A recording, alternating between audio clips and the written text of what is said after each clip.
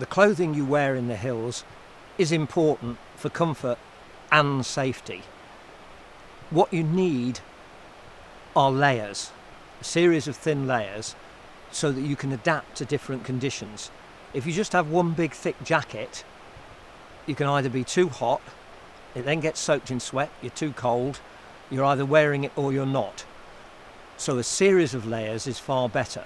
Now the basic system consists first of all of a base layer like this, and this should be made of a wicking material so that moisture will pass through it quickly. It can be synthetic or wool. The stuff to avoid is cotton, which soaks up water and then stays cold. On hot sunny days, this may be all you need, but of course you should take other stuff with you. Now, the next thing to have is a fleece jacket. Nice and simple, very basic. You know, they've been around for years, but that's because they work well. Provides good insulation for the weight. If it does get wet, it dries quickly. It's fairly lightweight for carrying in the pack. As soon as you feel chilly, you can pull it on for some instant warmth.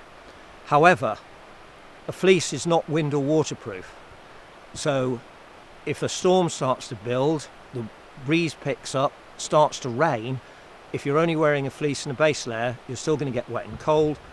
So the third part of the basic system is, of course, a waterproof jacket.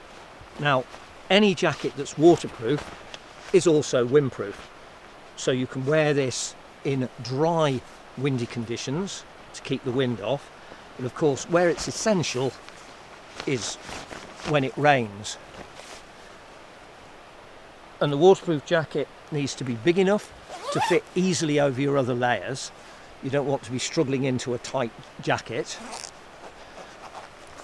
And one of the essential features is a good hood with a peak or a brim to keep the rain off. These are your basic layers, but just 3 layers is not quite versatile enough for all conditions, particularly outside of summer.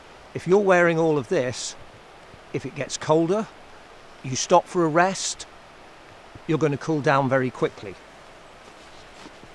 So the next thing to have is another warm layer, and for this, an insulated jacket, synthetic insulated jacket like this is ideal.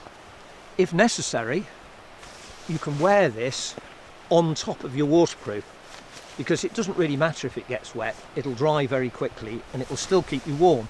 And it is actually starting to rain at the moment, so it's good.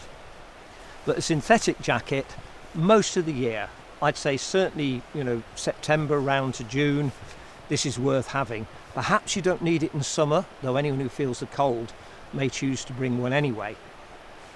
There are other options if you want. Soft shell, which is an alternative to fleece really, a bit more weather resistant, but you still need a waterproof for the most severe conditions. And there are also windproof jackets, which are great in dry, windy weather. They'll resist showers, but again, they don't replace a waterproof because you'll still get wet in them when it rains heavily.